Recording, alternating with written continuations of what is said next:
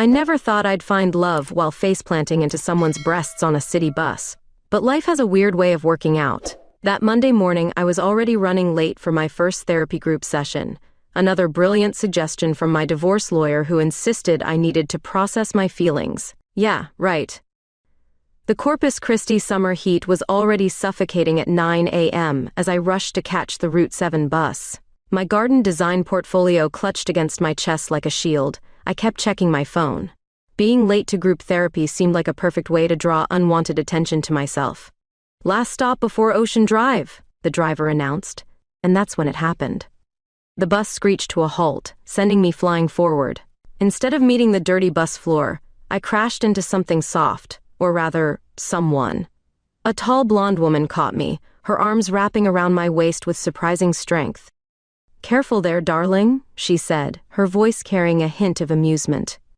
I looked up into the bluest eyes I'd ever seen, framed by loose blonde waves. I usually prefer to know a woman's name before getting this close.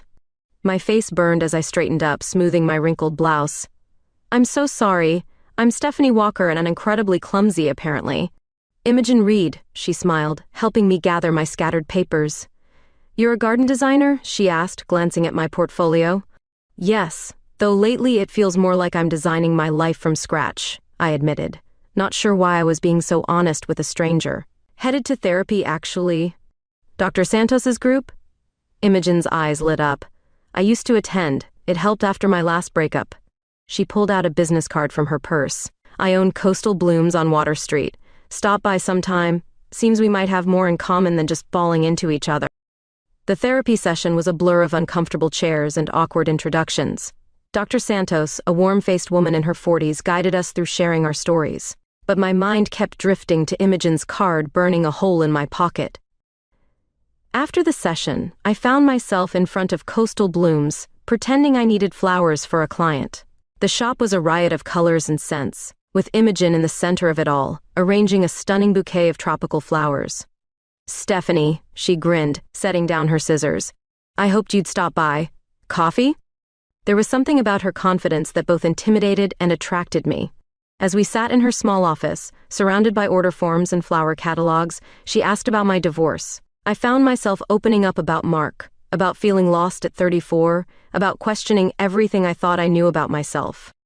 "Sometimes the best gardens grow from completely turned over soil," Imogen said, touching my hand briefly. That simple touch sent unexpected shivers through me, and for the first time since my divorce, I felt something bloom inside my chest, something that scared and excited me in equal measure. When I left the shop that evening, I had a coffee date scheduled for the weekend, and a strange flutter in my stomach that had nothing to do with anxiety. My phone buzzed with a text from Dr. Santos reminding me about next week's session, but somehow, I had a feeling my healing might come from a completely unexpected direction.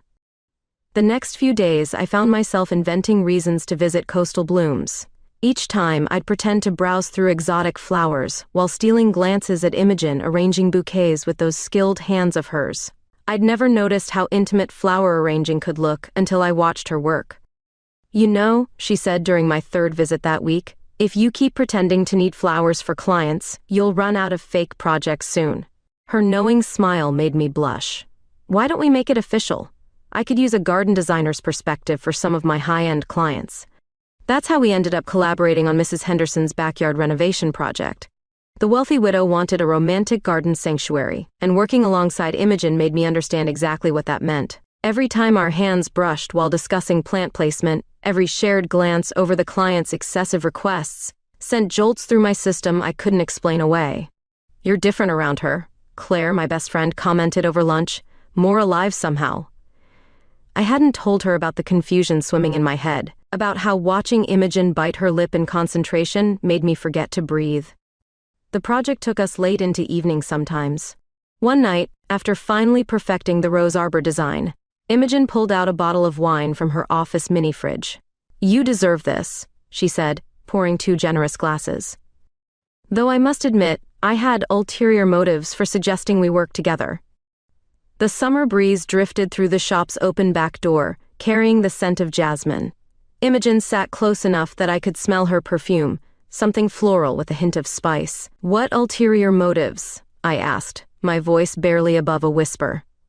I wanted to know if what I felt on that bus was just in my head, she said, her fingers trailing along the edge of her wine glass. That spark when I caught you. My heart hammered against my ribs. I've never. I started, then stopped, unsure how to continue. Been attracted to a woman before? Imogen finished, her blue eyes soft in the dim light. It's okay, Stephanie. Sometimes the heart knows things before the head catches up. Her hand found mine across the table, our fingers intertwining naturally. The touch sent warmth spreading through my entire body. I'm scared, I admitted. Not of you, but of what I'm feeling. It's like everything I thought I knew about myself is changing. Change can be beautiful, she said, thumb brushing across my knuckles, like watching a garden grow. You can't rush it, but you can nurture it. We talked until midnight, sharing stories between sips of wine. She told me about coming out in college, about her first heartbreak, about building her business from scratch. I found myself opening up about my marriage, how I'd always felt something was missing but could never name it. When we finally said goodnight, standing in the empty shop surrounded by flowers, Imogen reached out and tucked a strand of hair behind my ear. The gentle touch made me shiver. Whatever this is, she said, we can take it as slow as you need. I drove home that night with my windows down, letting the warm air whip through my hair.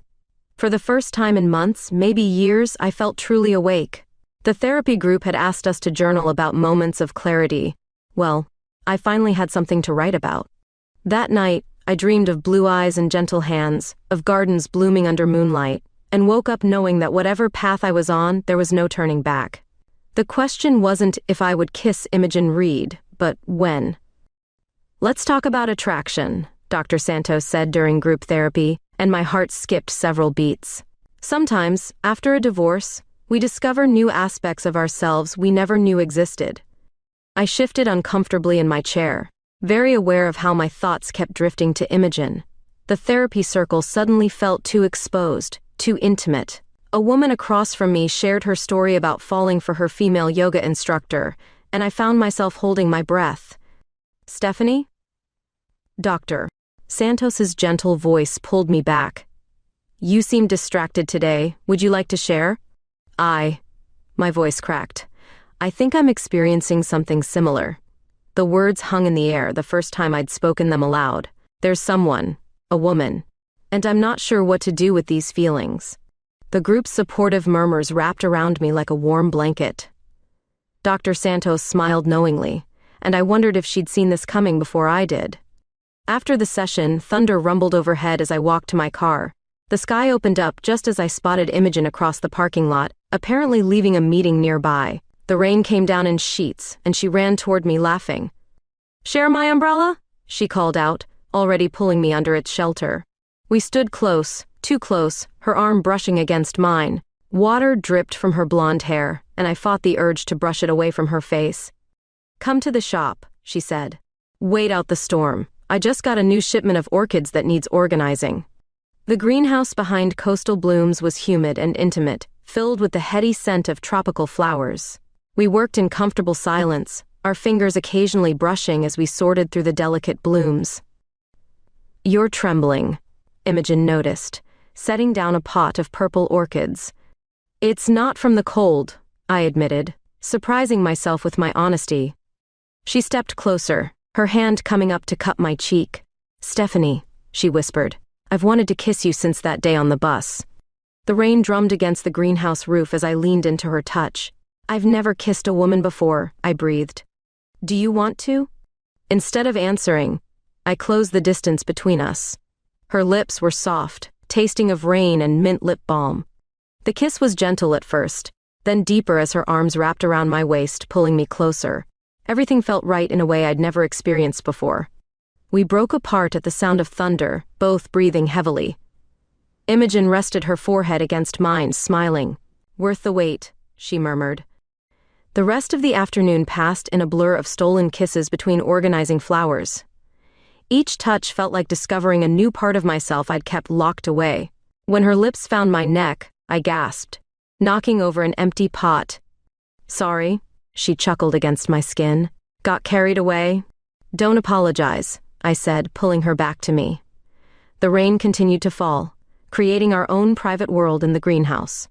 Later, as we sat drinking tea in her office, reality started creeping back in. What am I going to tell people? I wondered aloud. Imogen took my hand. Whatever you want, whenever you're ready. There's no rulebook for this journey. I told my therapy group today, I admitted, about having feelings for a woman, about you. Her smile lit up her entire face. Proud of you, she said, kissing my knuckles.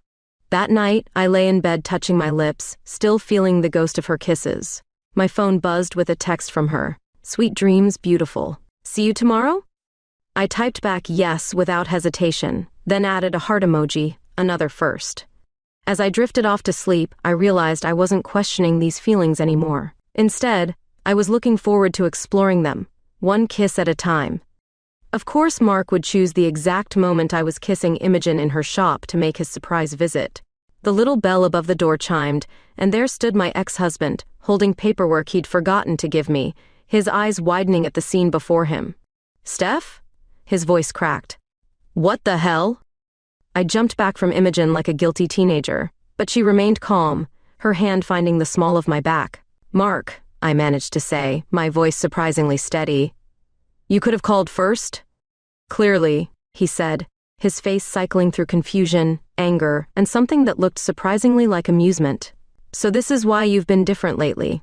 I thought you were just happy about the divorce. I am happy, I said, then winced at how that sounded. I mean, I'm discovering who I am.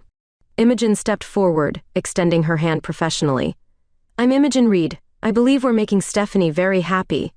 The tension broke as Mark let out a surprised laugh.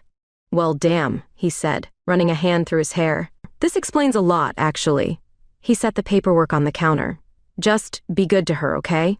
After he left, I collapsed onto Imogen's office chair, shaking. That was not how I planned to tell him. Life rarely follows our plans, Imogen said, kneeling beside me. Want to get out of here? There's something I want to show you.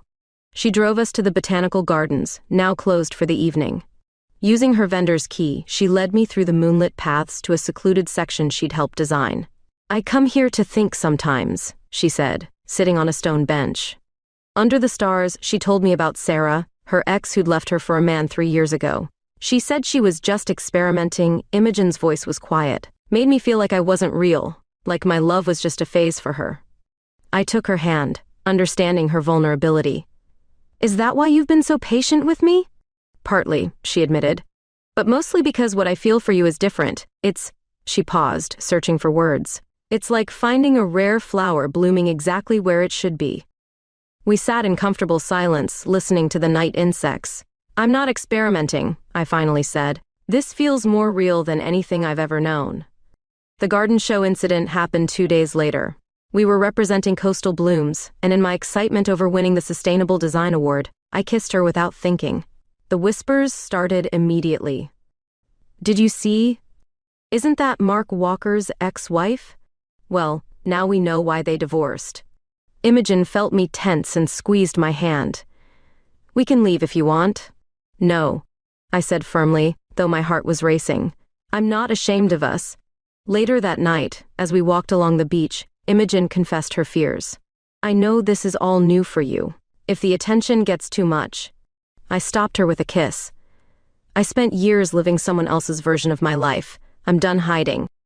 A group of late-night joggers passed us, some staring, others pointedly looking away. Imogen's hand tightened in mine. It doesn't get easier, she warned. The stares, the whispers, the judgment. Maybe not, I agreed. But having you makes it worth it. We ended up at her place, sharing wine on her balcony overlooking the bay. The night air was thick with jasmine from her container garden. You know what's funny? I said, watching the moonlight play on the water. I always wondered why my relationships felt incomplete. Now I know I was just loving the wrong people. Imogen pulled me close, her lips finding mine in the darkness. Not wrong, she murmured. Just part of the journey that led you here. The next morning, I woke to texts from Mark. You seemed happy yesterday. That's all I ever wanted for you. Drink soon? I want to hear your story.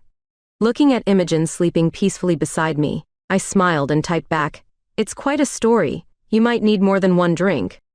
Sunday family dinners had always been a Walker family tradition, but this one felt different. My hands trembled as I parked outside my parents' colonial-style house, the weight of my secret pressing against my chest. "You don't have to do this today," Imogen had said earlier, kissing my forehead. But I knew it was time. My happiness was becoming too big to hide. Mom noticed something was different the moment I walked in. "You're glowing, sweetheart," she said, pulling me into a hug. "New man in your life?" I almost laughed at the irony. "Not exactly, Mom. Can we talk after dinner? All of us?" The meal was torture, every bite sticking in my throat as I watched my conservative parents chat about church and neighborhood gossip. My younger sister kept shooting me curious glances. Finally, as Mom served coffee in the living room, I stood up. "I need to tell you something." My voice shook. "I've met someone who makes me incredibly happy. Her name is Imogen." The silence was deafening. Dad's coffee cup froze halfway to his mouth. "Her?" Mom's voice was barely a whisper. "Yes," I said, stronger now. "She owns Coastal Blooms. We've been dating for a few months, and I'm in love with her." The chaos that followed was exactly what I'd feared. Dad's face turned red, Mom started crying, and my sister just sat there, wide-eyed. "This isn't you, Stephanie," Mom sobbed. "It's just confusion after the divorce." "I'm not confused," I said firmly. "I'm finally clear about who I am." Dad stood up abruptly. "I need air," he muttered, walking out. I left shortly after, tears streaming down my face as I drove to Imogen's apartment, but when I arrived, something was off. A sleek red car I didn't recognize was parked outside. Imogen opened the door looking flustered. "Steph, This is Sarah." My heart stopped. Sarah, the ex who'd broken her heart. She was stunning, with long dark hair and perfect makeup, looking exactly like the kind of woman who could make someone question everything. "I was just in town," Sarah said smoothly. "Thought I'd check on an old friend." The way she looked at Imogen was anything but friendly. I felt my world tilting sideways. First my family, and now this? "I should go," I said, backing away. "Stephanie, wait."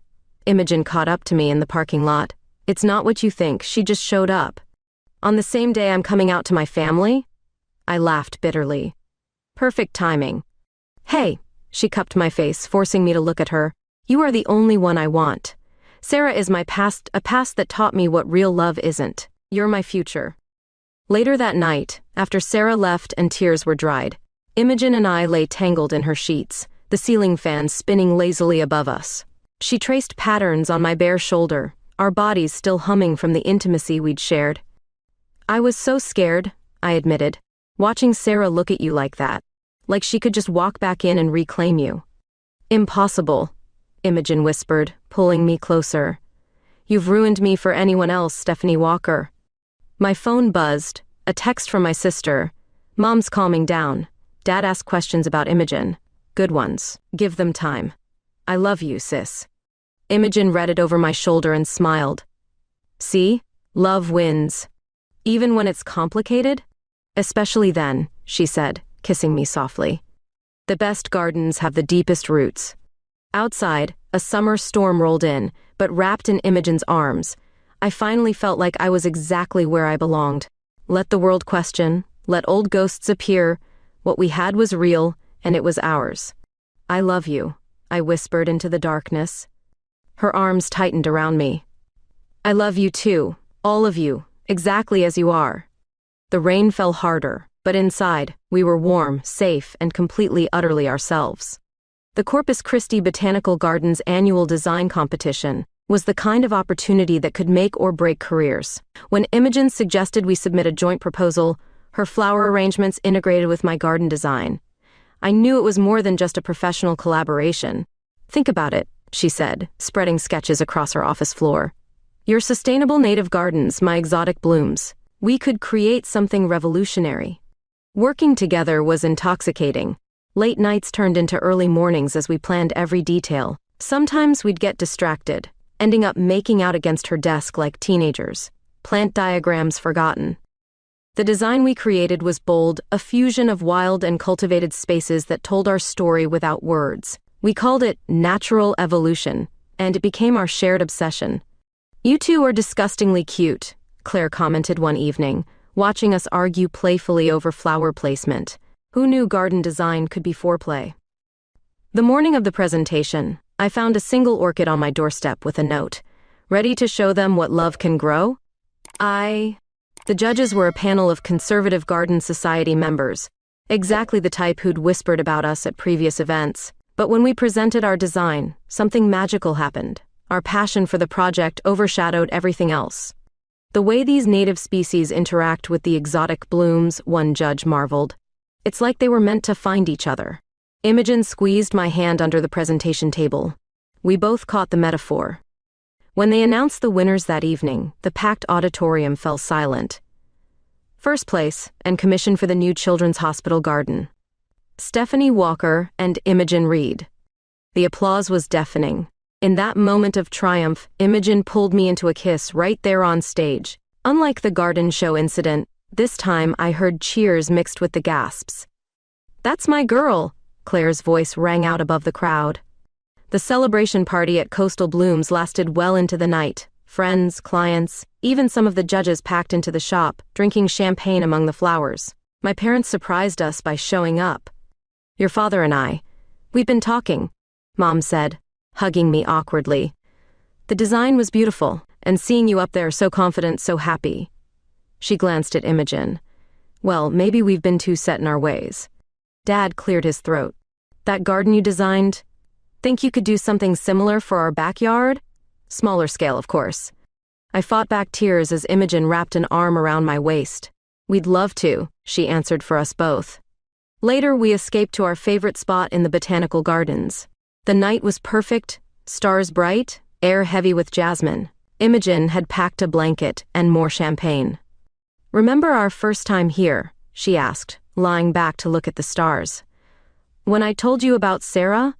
Seems like a lifetime ago," I said, curling into her side. "I was so scared then," she admitted. "Scared you'd run, scared it was too good to be true." "And now?" She pulled me closer. "Now I know some things are meant to bloom, no matter what." We made love under the stars, hidden by the gardens we'd come to know so well. It was tender and passionate and perfect, everything our love had become. The next morning, headlines in the local paper read, "Revolutionary Garden Design Breaks Barriers." The article mentioned our kiss, but focused more on our innovative approach to sustainable design. "Look at that," Imogen said over coffee. "They're finally seeing us for our work, not just our relationship." "Speaking of work," I grinned, "we should probably start planning Dad's garden." "Already sketching ideas." She pulled out her notebook. "Think he can handle some exotic flowers mixed in with those Texas natives?" "Baby steps," I laughed. "But he's trying, we all are." As we bent over the designs together, our fingers intertwined naturally.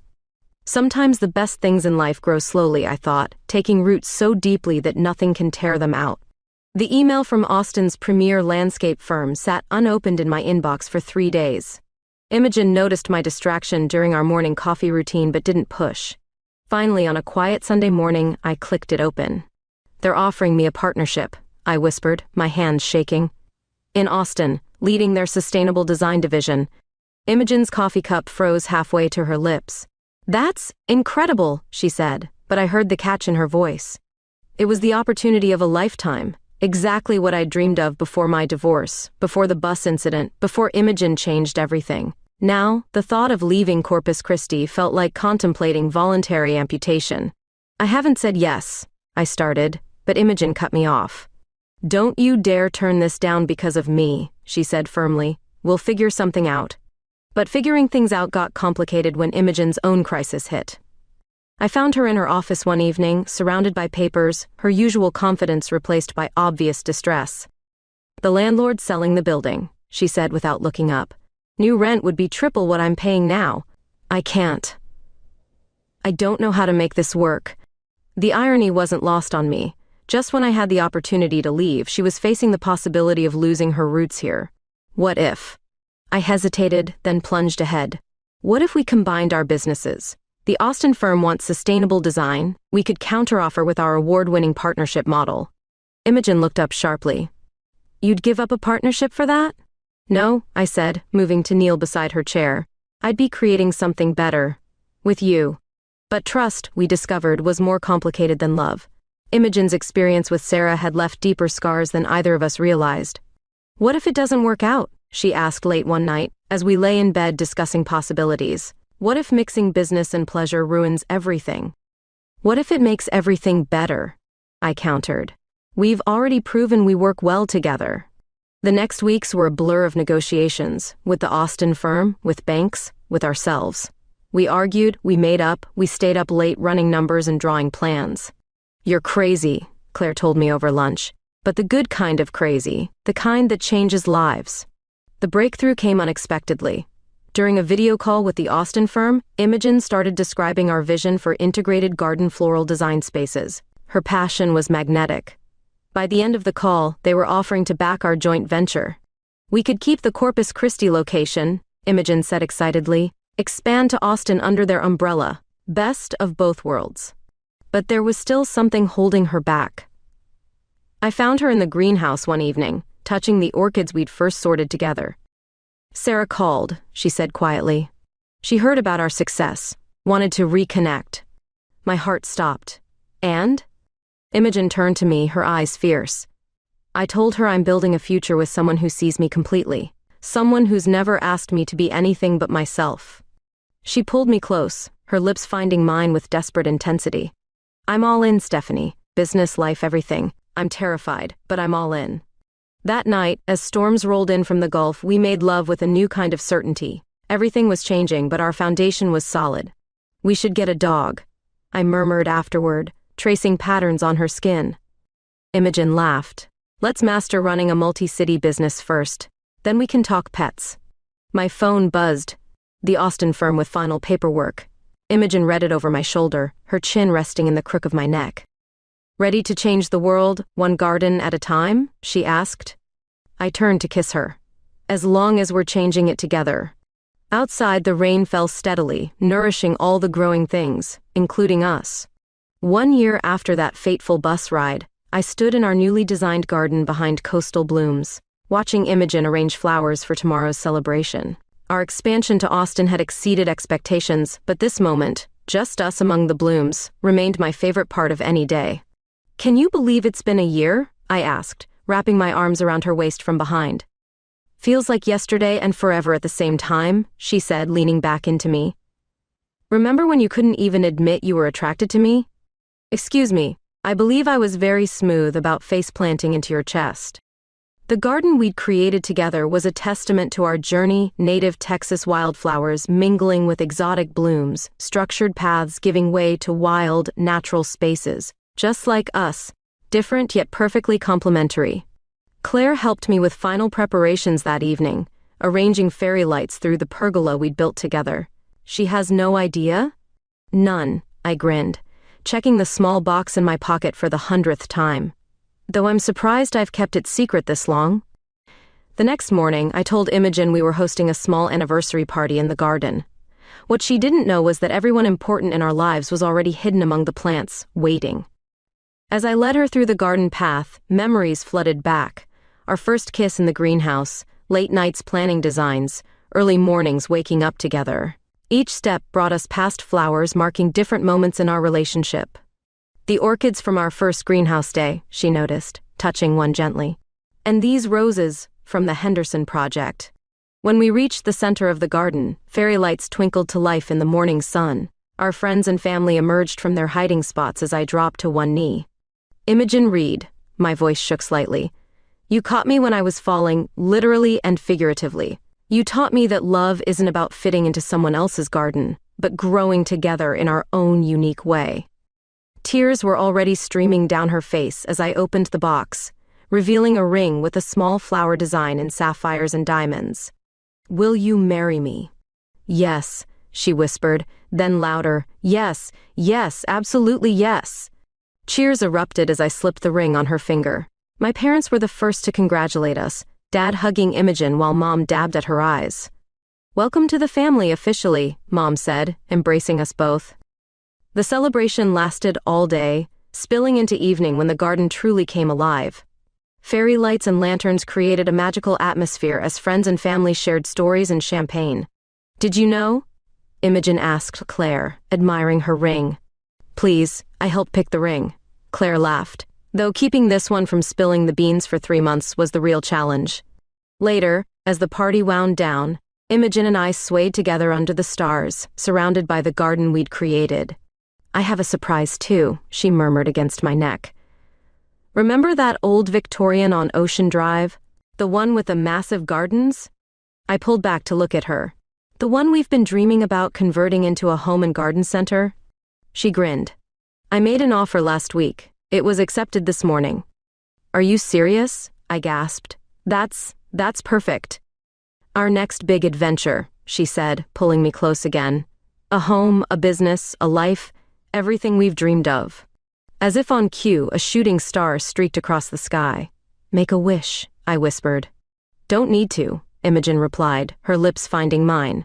"I already have everything I could wish for." The garden around us hummed with night insects and rustling leaves, nature's own celebration of love and growth. We'd created something beautiful here, in our garden, in our business, in our hearts. And this was just the beginning.